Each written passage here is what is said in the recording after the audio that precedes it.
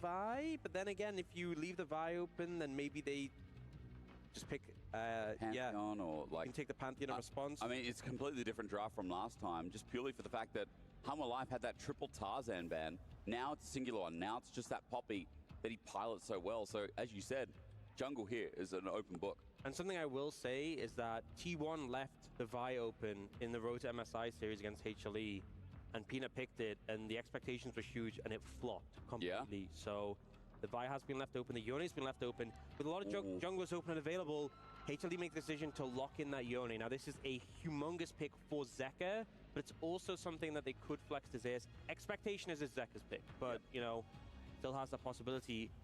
Looking towards AGL, they are looking towards a Pantheon. We've seen a lot of blue side first pick Pantheons. Hesitation though, as they look instead towards that Scion for Flandre. Scion with a Pantheon jungle works quite well. AP mid laner kind of a must though, but we'll see where they go with that. So they're not worried about taking like the Sejuani. All right, bros. Not available to right on time for the best of threes. That's why Peanut Sejuani rises. But as you said, the Vi or the Wukong are both up higher prio jungles. They might not care about the partnership. Instead, bro, did you see Koi? I didn't. I'm gonna watch Koi right after this. Sometimes we see high priority on the Sejuani to pair up with I only know that they lost. Looking for a jungle heap.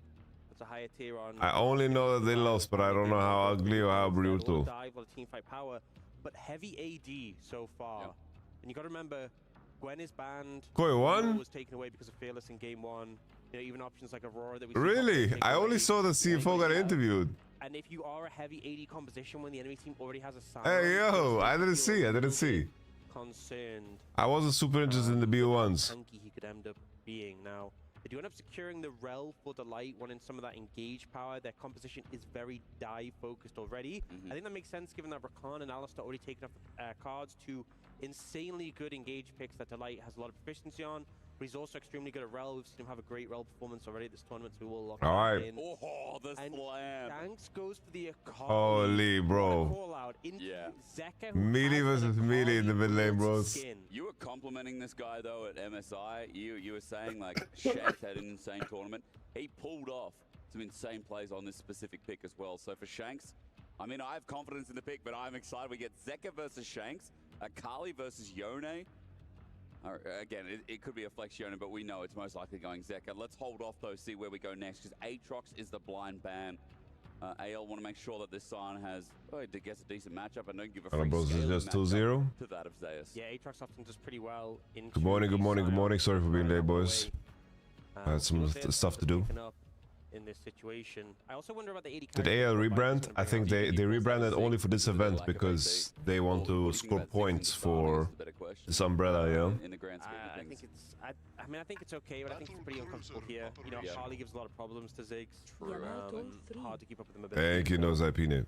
How's the situation? Still pretty bad, but it's fine. We're getting there. Even something like a Kai'Sa, because their comp's very dive focused and it has like the hybrid damage. Yeah.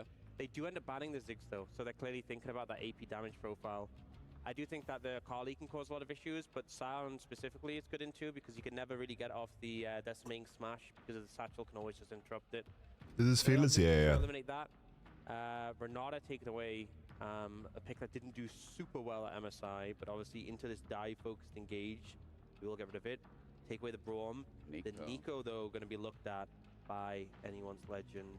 Obviously a great engage pick, but also has that range advantage when you are playing into a melee bot laner. Let's see where they go. I like the Kai'Sa call-out Orcs. It feels like that's this currently just looks like an AL dry 2-0, bros. Is there an AP lane he can pull out? Civil would be a option. You know the rules? Play with that all-in combo that Humble Life are building up. But the damage profile makes us question. Final pick. Are there any AP top laners we've missed? Volibear AP? I'm trying to think what goes smoothly. Yeah.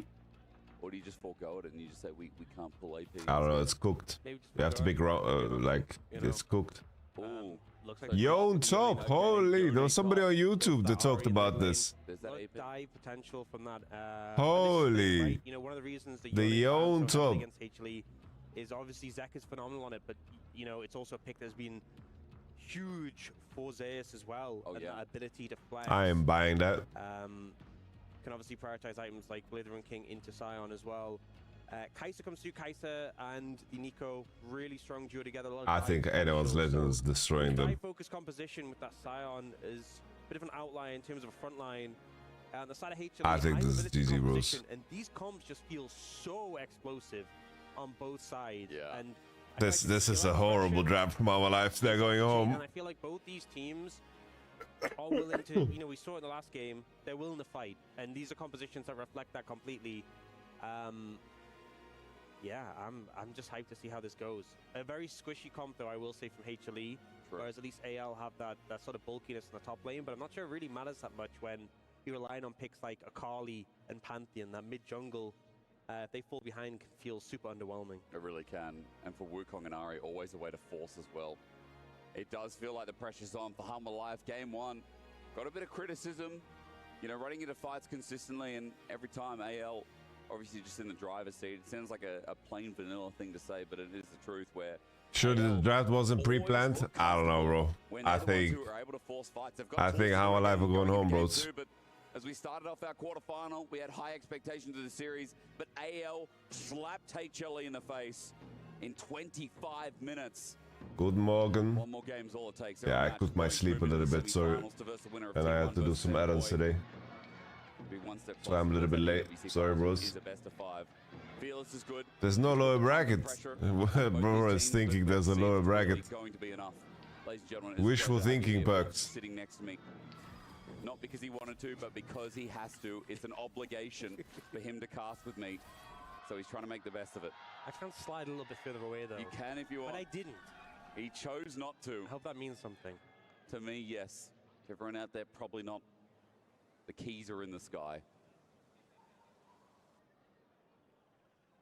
Yeah, I do think, you know, the matchup, I think it can be a bit rough for the Yone into the Akali. I think the Ahri is going to have a much more stable time. You know, it can be hard to really get the jump on the Ahri with the amount of mobility you have when you hit level 6, but also just like the charm as a defensive tool. Back in the bullet department so quick. Faker skin. You know what's funny? This was actually talked about in the LCK. Yeah. When we had a lot of Ahri being played. Every player in the league, apart from one, used. I think Blue Side draft. Like if I had like full faith in HLE, they could maybe win like something like this. But they are not in like that form. They are not in that form where I expect them to be like. You know. Oh my God. Hello, Sendo. There it is. We've been looking in the logo in the wrong place. That's cool. There's nothing in What's up, brothers? What's up, brothers? Like, you know what? That's a throwback. Do you remember the panda costume incident? Panda as in Panda C, the player? No, it was in the LPL. It's when I thought AL would make playoffs, and I said, if they don't make playoffs, I'll cast the first playoff game in the panda costume. Oh, yeah. You like the ears? Playoffs, so that's what happened. If you pay 2 subs, I can add more ears. If you can't Google Orcs panda costume chat, you'll have to look at it a different way. DM me, I'll send it to you. It's on my home PC. I've saved it as my desktop. Wow. Your next to Odoamne is C3PO. Drop that, thank you very much for the Prime Game, I appreciate that. But I think it goes to show, you know, making bets whether or not they'd make playoffs, and now #1 team in the LPL. Yeah. How far they've come. Like, I don't even think Yon wins this matchup, guys. Grass matchup, by the way. Just talk individually about what's going on top. I don't even think Yon wins. Real dicey up there, but flashing gauge, Ooh, all right, Humble Life. I see you. HLE got hands. HLE got hands. Bro, how much damage does Rail do, bro? Bro, Rail did so much damage. What the fuck? Rail did so much damage without combat summoner, no? So much action already in this game. I feel like we're looking at a top lane battle going on between Zeus and Flandre, but bot lane even more exciting. Delight starting the fight early on with that all-in and managing to catch out Hope. That aggressive play. Beautifully executed. Hope was straight up full HP, bro. Backfiring because of the presence of Tarzan, but damn. everything on a Hope, and Hope is like I hate Grasp Biome, but luckily he's playing Lethal Tempo. Sion that has Grasp, no? And then they think they can find... Pretty sure Yona has Lethal Tempo. Tarzan is there to punish. Just a little bit greedy. Don't you just auto lose? Does he have Grasp? He has Grasp. On the back end. Okay, I hate it too. I hate it too. I hate it too.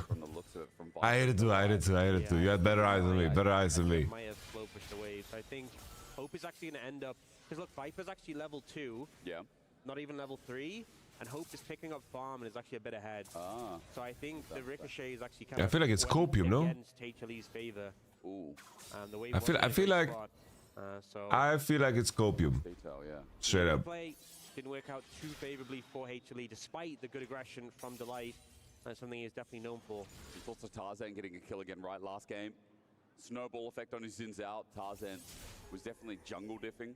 Yeah. I feel like Peanut couldn't really operate much in the fights as Tarzan had so much backline access. I mean, especially a pick like Pantheon, and I feel like Pantheon's the sort of pick where, you know, especially if you play the game for a long time, you think of like the old Pantheon of how he was like really kind of cheesy but fell off a cliff. Yeah. I feel like new Pantheon actually holds his own a lot more in the later stages of the game. But you do kind of need gold for him to function.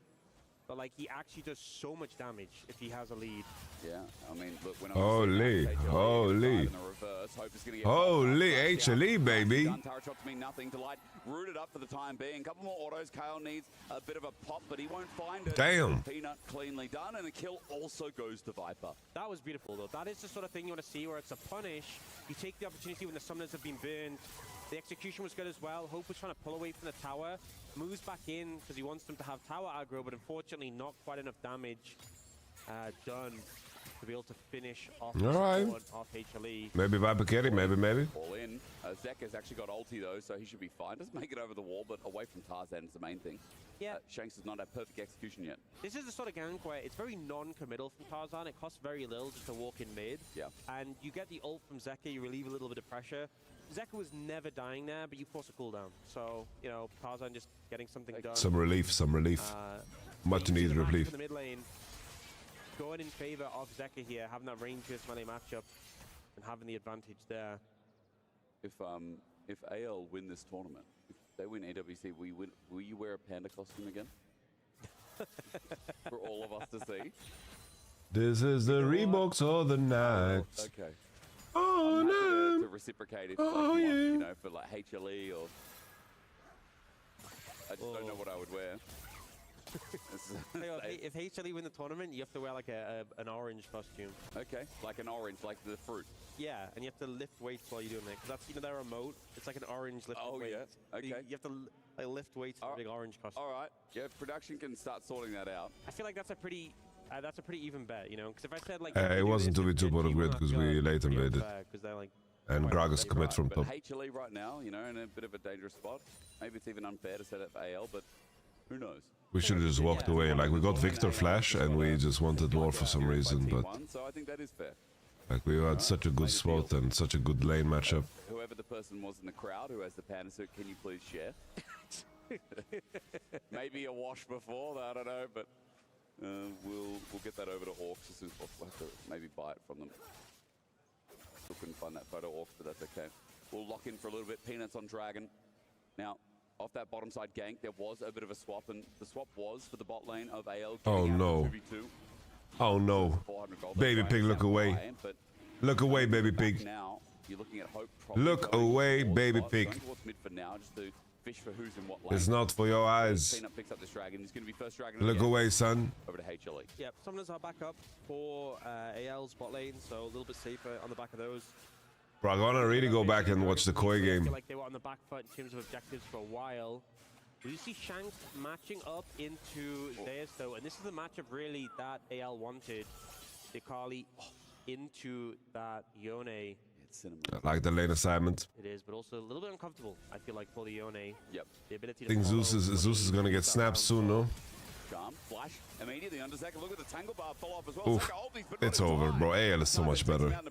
AL is so much better, bro. From Tarzan again. Late CC so good, and you know, Zeka thinks he's got a good trade there onto the enemy support, but baited in beautifully with the chain CC from that. It's Jova. And no real I have no idea what you're saying, Redorax. What you just wrote, Redorax, is not analysis. Maybe if you overextend, but I don't think they're going to find an angle. So it's just 3 grubs for AL on the back of that play. So it opens up top a bit because a reset comes through in the meantime from Zeus. No TP, has to walk up. So maybe a couple of minions denied. That's 2 kills now for Tarzan. It's big, isn't it? As you said, the Pantheon has the goal I don't know. to escalate this game. Getting reverse swept. I said it earlier. I think the really drill Never. Like Tarzan is Never felt so bad. Lead, I find. That's what makes him such a good jungler. He's moldable. You know, we talked in the past, like LPL junglers, like I think Cask was a great example where Cask was always just what called like a dog. Patch is the same as MSI. Follow after, you know, such great players. I think Tarzan is a great player in his own right. He can be the carry, or he can, you know, help Shanks carry. He can help Flandre carry. He's so versatile. Yeah, I feel like you could have just cut that sentence short and just said Tarzan is reliable. Yeah, but you know, I wanted people to really know how passionate I was about him. Yeah. I mean, to be fair, Peanut's the GOAT in that regard as well. Like, I think Peanut's had some hit or misses. You know, I feel like recently, yeah, I mean, especially in that recent run of, you know, their form not being so hot. I think Peanut has had some matches where he hasn't really shown up. Peanut at his best is obviously still a fantastic player, but it definitely feels like at times he's been better as a facilitator rather than as an individual carry. He has still had some fantastic games, but I mean, a big example, the one I brought up earlier was a bye game against T1, was a big flub. So, yeah. Holy, hit it in with the 420. Wukong have some high impact games. Blaze it. Hopefully he can get the ball rolling. Blaze it. Right now compared Blaze to it. Tarzan, but you know, I feel like Need Giga Tabe. Matchup, if the enemy jungler's ahead, you don't necessarily have to Let's interact see with it. them. Sure. But do you want to see, especially when that ultimate available, see what impact you can find with This shit is not loading. Looking trades down bot while Zeka all in perfect execution. Ooh. Ulti out of response, Shuriken Flip doesn't connect, and that's 2 down of the ulti from Zeka. Spirit Rush will just be used. Old fool, anyway. though. I think Shanks can be happy with that. Yeah, it's ulti for ulti. Yep. I mean, it's one of these things where you go for the play. If you can land the Shuriken Flip, that's why it becomes really scary for the Ahri. But it just ends up being a trade. Pushing for plays, and I feel like that's kind of been the story of this mid lane matchup we saw last game as well. Now, though, Peanut looking bot. Yes, can it even die? Doesn't he 1v2? He 1v2s. Where is a Thornmail? Is he killable, right? Because Thornmail first. Flandre is going to reduce healing, and with the armor stacked up, I think they're like, maybe I don't think Blade. he is, because Tarzan has ult. So it's not just the fact that you have to kill him. You have to kill True him Oaks, based Oaks. shows up. True. Because if he arrives, you True. lose that fight. So, True. I think Peanut rethinks Based. whether or not he wants to Based. start that and disengage. And, you know, I was talking I'm a before about how you political don't necessarily streamer have on to Twitch, interact with the based. jungler. When it's a Pantheon, maybe you do. True. You're forced to, right? And say a bit of healing up from Van Scepter. Tarzan also rethinking whether he wants to make this dive happen. There's pings going down like, hey, yo, Delight's MIA, and the pings are actually right on where Delight's position was at the time. Bro, he's an even a bigger minion with grasp. No fucking lethal tempo, bro. It's just cool to see the sort of, you know, thought process of the players, and they're like, hey, we might. Zeus is just, at least Zeus is farming well. He has good CS per minute. He's choving. On paper, it looks like nothing's really happening, but you actually see that they were trying to go for something, and then, you know, a bit of information they got sort of spooked them, and opting not to just overcommit and have it backfire. The tempered aggression. Still hovering in case something happens with Flandre. Bro, I think Lethal Tempo is just better at every step of the way for Young. Yes, he is, and we talked about it in draft, right? The problem was originally... I think it's stronger early to go Lethal Tempo. Yeah, but with Ari, he's still... So I have some nasty trades with like WQ because you have Shield Bash and shit like this, but I don't know. I think then you trade and Sion's trade pattern perfectly, so what's the point? Where you get like armor, like you get shred, right? You get like pen. So like there will come a point in the game where you can. I don't know. The QCD reduction on the QCD reduction is just a little bit too OP. Before like you know when Viper's 4 or 5 items gets to full build. Nah, survivability on Yon is fake. Oh, that's the blade. It was at least a very quick blade. When Viper's full build, will Zeus bring it back? It might take some time, but he will cut through him. Even Zeus in side lanes with blade and maybe I don't know. That's the old flow. Man's bringing it back. Maybe like yeah. But pass me the Yola. Let me turn it to. You have to devote so much time to kill Flandre. Yon. It feels impossible. In crack. And especially Sion, who just has so much extra free health, is really hard to cut through. True. You know, that raw health in the mid game is just such a strong. The Roost Sandstorm. I've also I've enjoyed. Hey, bro, the thing is, guys, Blade might be fine against Sion. Someone on my page, someone on my YouTube page actually asked me about this, and I answered that Sion can itemize and actually wins lane, but that guy will be so happy. I'm gonna find that YouTube comment tomorrow. So, Yamato, what do you think about Yon? Why is nobody playing it into Sion? Yeah, we did see Shanks just hit level 11, so this Carly's gonna be strong. Yeah. TP in from Zeka. He doesn't have level 11, so worth a mention. Thousand smites these every time, no? Kyle comes in, pops the Blossom, dies for it. As a steal in the Ocean Drake is good. Where's Sion? How does the fight look? There's an exhaust onto Shanks who tries to jump in onto Peanut, looking for the 5-point strike. Whoa. Whoa! Smooth criminal. He runs out. Nice flash from Hope. The Pope. It's a Pantheon ult. Holy Flounder. Oh, what a Pantheon ult damage! I've never seen so much Pantheon ult damage in one Pantheon ult. Wait, Hope is focusing the wrong target. Shanks jumps in, but it's not enough. AL somehow, some way, found a way to survive on 200. Holy, that's the highest damage fucking Pantheon ult I've ever seen. Shanks is doing clean shit, man. Aggressively, but just never too much. So many people escaping with just slithers of health there, and it made all the difference. You know, able to clean up that fight in the end. And we see it starts off with this flank attempt. How did Zeka play, guys? Was it? Oh. Holy, Kael with the snap. Yo, that was, bro. Kael had only one window to do that shit. Hope ulted into Wukong ult was a bit of a mistake. That's a fucking nasty combo from Shankovic, bro. I thought he just griefed.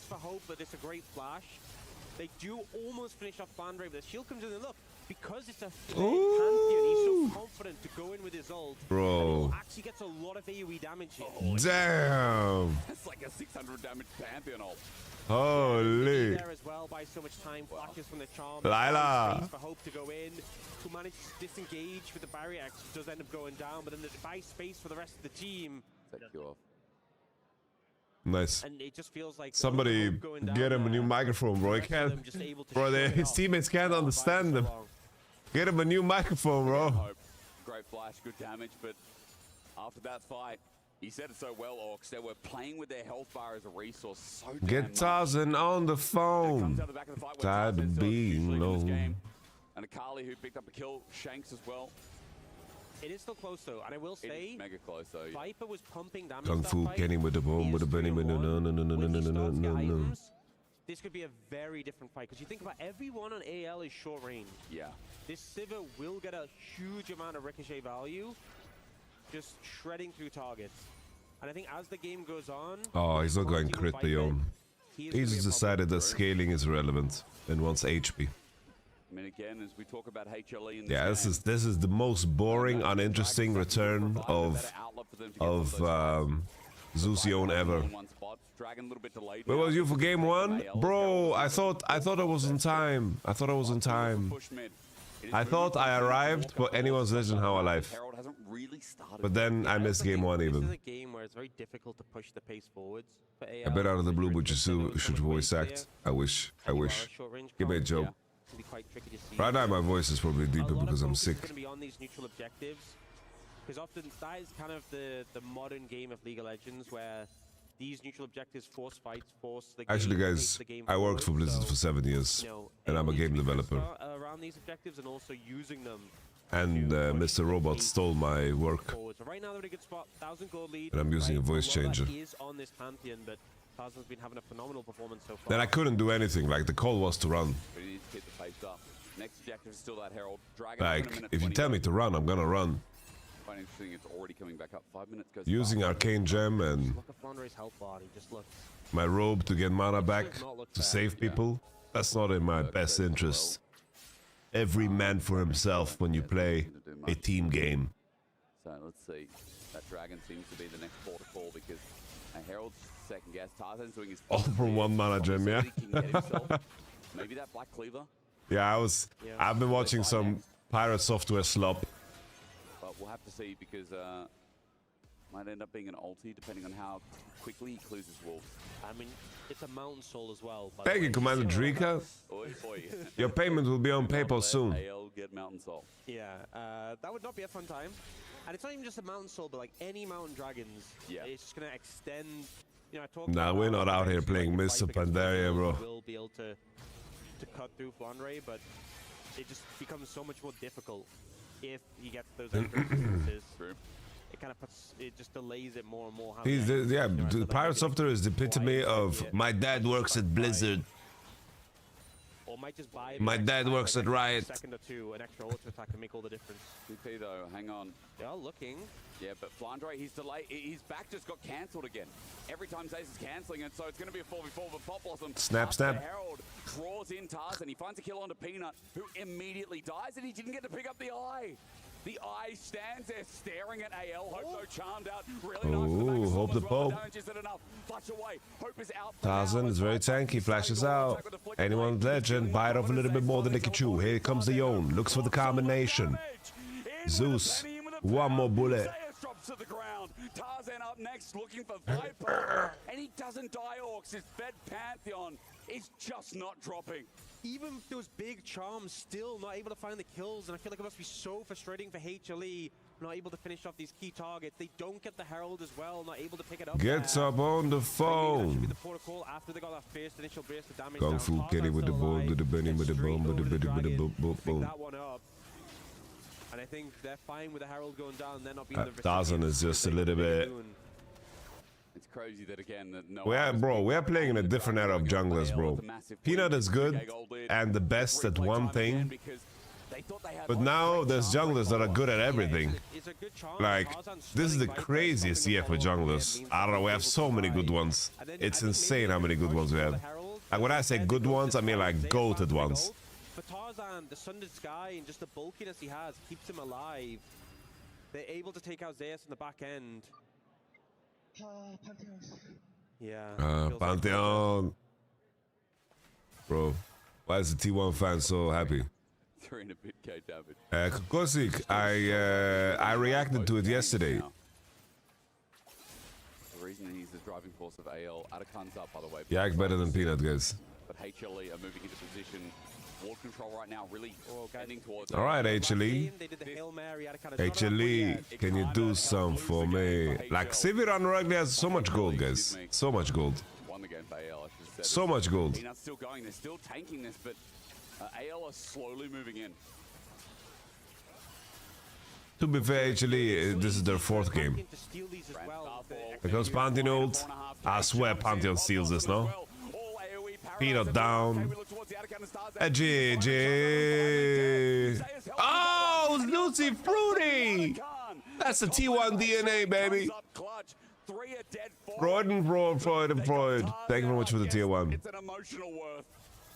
You know, I honestly think that HLE will take that because that could have been so much worse in this situation.